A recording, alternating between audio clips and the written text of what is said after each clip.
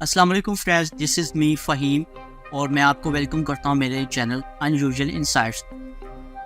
जब भी किसी माँ बाप के बच्चे हो जाते हैं तो इनको एक डर हमेशा बना रहता है। वो ये सोचते रहते हैं कि वो कैसे अपने बच्चों की देखभाल करेंगे या क्या वो एक अच्छे माँ बाप बन पाएंगे। लेकिन इनके बुरे ख्वाबों में से एक ख्वाब है उनके बच्चों का किडनैप हो जाना। ज़्यादातर किडनैप हुए बच्चों को बचा लिया जाता है, लेकिन बदकिस्मती से कुछ को जान से मार भी दिया जाता है और कुछ गायब हो जाते हैं जिनके बारे में फिर कभी कुछ सुनाई नहीं दिया जाता। और आज मैं आपको दो सच्ची पर दिल दहला देने वाली घटनाएं बताने वाला हूँ। एक लड़की थी जिसकी पैदाइश सन 1950 में कोलंबिया में हुई थी। उनकी 5वीं सालगिरह पर वो अपने घर के बाहर बगीचे में खेल रही थी। तभी एक अजीब ट्रक उसके पास आकर रुका।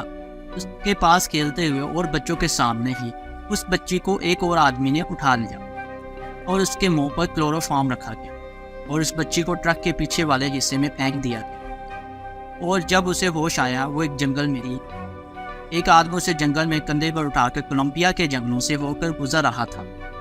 तभी किडनैपर के सामने एक लोगों का ग्रुप आ गया, जिसे देखकर वो डर गया और बच्ची को वहीं छोड़कर वहां से भाग गया।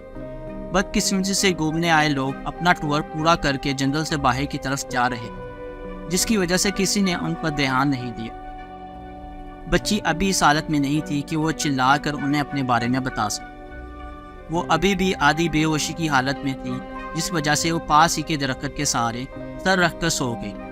अगली सुबह जब वो सूरज की धूप के साथ उठी और जब उसने अपनी आंखें खोली तब उनके चारों तरफ बहुत से बंदरों ने डेरा डाला हुआ था।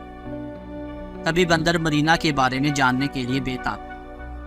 जैसे ही मरीना जागी सारे बंदर उसके पास आए और उसे हाथ लगाकर देखने लगे। अभी भी मरीना को डर लग रहा था कि कहीं उसके किडनैपर फिर से वहां ना आ जाए, लेकिन वो आदमी वापस नहीं आया और वो बेइंतहा चलाई भूखी और प्यासी मरीना ने अपने पास ही घूम रहे बंदरों को देखा और जैसा वो कर रहे थे वैसे ही उसने भी किया। उसने नीचे गिरे हुए और सड़े हुए फल खाए, लेकिन उसे पेट दर्द होने लगा और तभी उसे एक बड़ा सा फल मिला जो खाने में काफ़ी अच्छा लगा। वो इतनी भूखी थी कि बिना रुके उसने कई सारे फल खा लिए। उसने पेट तो भर लिया था, लेकिन उसने बिना सोचे समझे ही वो फल खाया। उसके बीजों ने मरीना के पेट में दर्द करना शुरू कर दिया। कुछ ही देर में उस बच्ची के पास एक बंदर आया, जिसे देखकर मरीना डर गई। उसे लग रहा था कि ये उसे ज़रूर काटेगा। जो बंदर उसके पास आया था वो मरीना को खींचकर कहीं ले जाने की कोशिश कर रहा था। वो मरीना को एक पानी के तालाब तक ले गया, जहां मरीना ने उल्टी की। मरीना ने एक इंटरव्यू में कहा कि उसने इस बंदर की आंखों में पहली बार देखा और लगा कि ये उसे कभी नुकसान नहीं पहुंचाएगा। और यहाँ से अगले 5 साल के लिए मरीना को पूरी तरह से बंदरों ने संभाल कर। मरीना बंदरों को देख कर जीना भी सीख चुकी थी। वो दरख्त पर आसानी से चढ़ जाते थे। उसे बंदरों के साथ नहाना पसंद था, यहाँ तक कि उसे अब ये भी पता चल चुका था कि जंगल में क्या खाना सही रहेगा। आहिस्ता आहिस्ता बंदर भी उस लड़की के साथ घुल मिल गए और अब चाहे तो आप यकीन करें या ना करें, पर मरीना को बंदरों से बात कैसे करते हैं इसका भी पता चल चुका। 30 साल बाद मरीना ने खुद पर एक किताब लिखी और इसमें ये सब बताया। अब आप ये ज़रूर पूछेंगे कि वो कैसे इस जंगल से बाहर निकले और उसके साथ बाद में क्या हुआ। जब मरीना 10 साल की थी तब उसने जंगल में कुछ शिकारियों का ग्रुप को देखा। वो फौरन उन लोगों से मिलने पहुंच गई, लेकिन बदकिस्मती से इतने सालों तक बंदरों के साथ रहने के बाद वो लड़की अपनी ज़ुबान बोलना भूल चुकी थी। उन आदमियों ने लड़की को अपने साथ ले लिया और बाहर जाकर यतीम खाने में बेच दिया और साथ साथ उससे मारा पीटा भी जाने लगा, लेकिन किसी तरह वो वहाँ से भागने में कामयाब हो गई। अब वो बेघर बच्चों के साथ चौराहों पर रहने लगी। उसके साथ रहने वाले बच्चों ने उसे इंसानी ज़ुबान बोलना फिर से सिखा दिया। किस्मत से कुछ ही वक्त के बाद मरीना को एक अच्छी फैमिली ने गोद ले लिया और बाद में उसे ब्रेडफोर्ड भेज दिया गया। और वहीं मरीना की मुलाकात जॉन चैंपियन के साथ भी हुई, जो एक साइंसदान है, और मिलने के 6 महीने बाद ही इन दोनों ने एक दूसरे से शादी कर ली। मरीना के लिए ये एक नई ज़िंदगी की शुरुआत थी। उसे महसूस हुआ कि कैसे एक माँ बनते हैं, कैसे एक बीवी बना जाता है। बदकिस्मती से मरीना कभी अपने असली माँ बाप से नहीं मिल पाई। अगर देखा जाए तो मरीना का बचना लगभग नामुमकिन था, और शुक्र करें उन बंदरों को जिन्होंने मरीना को जंगलों में जीना सिखाया। दूसरी फैमिली ने उसे दुनिया का लहजा सिखाया और तीसरी फैमिली जॉन जैक्सन के रूप में मिली। अब दूसरी कहानी की बात करते हैं। एक औरत जिसके बेटे का किडनैप हुआ, उसके बाद उसने अपने बेटे के मिलने की उम्मीदें छोड़, लेकिन 21 साल बाद औरत के दरवाजे पर एक आदमी ने दस्तक दी। एक बच्चे का किडनैप हो जाना किसी भी माँ बाप के लिए एक बहुत बुरा ख्वाब होता है। ये घटना आपके घर के सामने हो सकती है, या बच्चों के स्कूल से हो सकती है, या फिर कहीं भी। बुरी सोच वाला इंसान उसे करने में देर नहीं लगाएगा। ये एक ऐसी घटना है जिससे बच्चों का फ्यूचर लगभग पूरी तरह से ख़त्म हो जाता है। सिर्फ अमेरिका में ही हर साल 7.5 लाख बच्चों के गुम होने की रिपोर्ट पुलिस स्टेशन में दर्ज कराई जाती है। इसमें से लगभग 97 बच्चों को सही सलामत बचा लिया जाता है। और ऐसा ही कुछ हुआ कैलिफोर्निया के रहने वाली मारिया मेंसिया के साथ। 1995 में ये सब कुछ शुरू हुआ। वो अपना 18 महीने के बच्चे को घर पर छोड़कर बाजार से सामान लेने गई थी, लेकिन जब वो वापस आई तो घर के हालात कुछ संजीदा थे।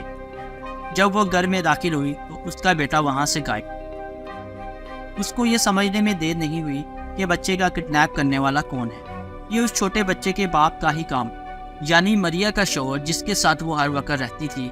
तब उसने वहाँ अपने शौहर और अपने बच्चों को बहुत ढूंढा और बदकिस्मती से मरिया के शौहर ने उनकी सारी फोटोज वगैरह सब निशानी के तौर पर जो घर में मौजूद था उनको गायब कर दिया। उसने अपने शौहर की वापस आने का इंतज़ार किया, लेकिन वो नहीं आया। उसके बाद मरिया ने अपने बाकी की फैमिली से मुलाकात की और सारी घटना उनको बताई। इसके बाद फैमिली वालों ने मरिया को उसके बेटे और उसके शौहर की कुछ फ़ोटोज़ वगैरह दी।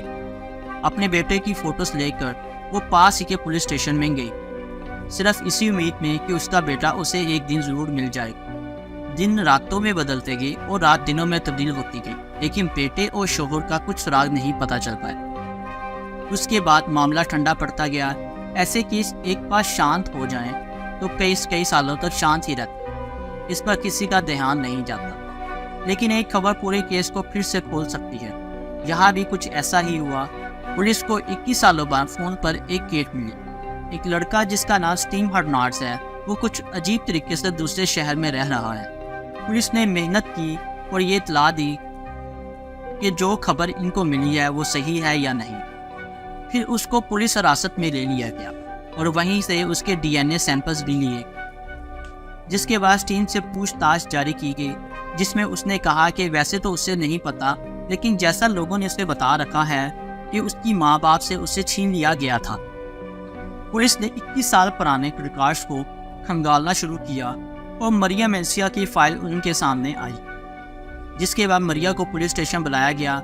स्टीव से मिलने नहीं दिया गया, बल्कि दोनों का DNA सैंपल्स को मिलाकर देखा गया। DNA का रिजल्ट आने में 2 हफ्ते का वक्त लगने वाला था और वो दिन आया जिस दिन रिजल्ट आना था। पुलिस मरिया के घर गई और उसे ये अच्छी खबर दी। मरिया बिल्कुल चुप हो गई, क्योंकि उसे यकीन ही नहीं हो रहा था कि उसका बेटा अभी भी जिंदा है। फाइनली मरिया के दुखों की घड़ी खत्म हुई।